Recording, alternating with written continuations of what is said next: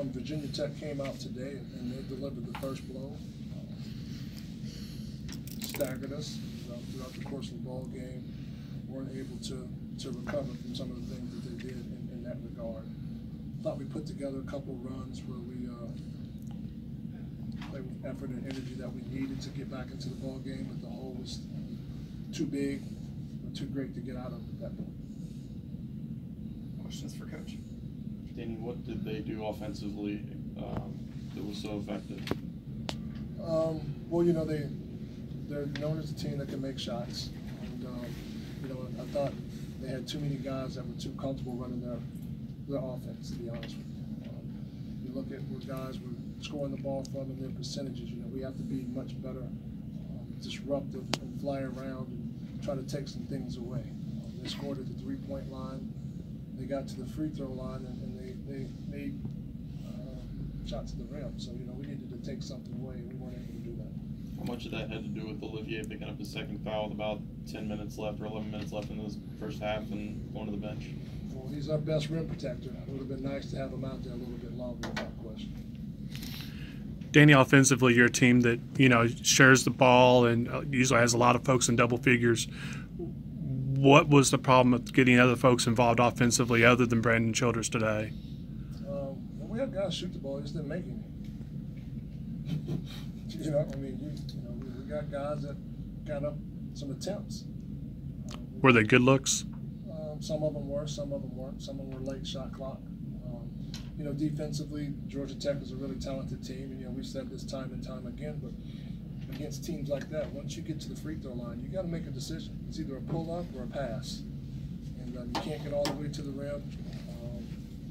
Especially today, is because today's game was a lot different with the dynamics of the referees. You only had two out there, so you know that's going to change some of the things in terms of that last set of eyes out there and calling some different things. And so, you know, we had opportunities to make shots. You know, I didn't think some of the shots we needed to go stronger and finish with a little bit more conviction at the rim when we go. How much of their good shooting was just their talent and their ball movement, and how much of it was maybe defensive lapses on your part? I mean, they're a good shooting team. There's no question about that. You know, usually that starting lineup they have Hill and Outlaw and Justin and Hill. That's a really good shooting team. So you know that factors into it. You know, we missed some assignments, but you know they also came out and made some good passes, and a couple guys got hot. Alexander Walker made a couple really contested shots, but you know, good defense was better offense. Going back to Olivier, in the first half with the two fouls, did you think about going back to him and just kind of thought about it? And the thought process to not end up going back to him? Correct. Can you take us through that? I didn't want to pick up his third. Okay. Yeah, that's the only reason I put him back in with two at that point. What did you do particularly well against NC State in your last game that did not carry over today? I thought there were stretches. There were longer stretches in the NC State game that our energy level was really high, and you know we weren't able to sustain that today throughout the course of the ball game. I also thought against NC State we handled the pressure a lot better than we handled the pressure today. And just you know having general awareness, we didn't have the type of awareness that we needed offensively, moving the basketball, spacing, and cuts.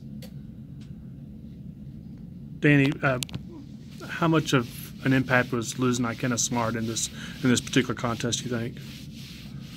Having Ikenna would have been nice. You know, he's a body who a strong guy who would make Blackshear work a little bit more, just because of his size and girth, and making him push and labor a little bit more to get post position. So we definitely we missed him internally. Sure. When did you know you weren't going to have him today? Wasn't feeling good last day or so, but you know I reflect back on playing 15 years in the NBA, and there were a lot of days I went to the gym and didn't think I was going to play, and ended up getting into your routine and things feeling good and going out there and playing. So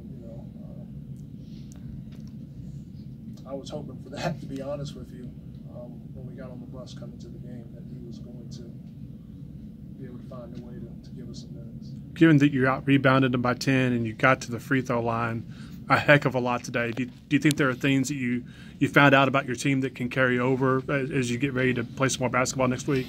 Oh, absolutely. I mean, rebounded the ball. We had second chance opportunities, although we should have, because we didn't shoot it great.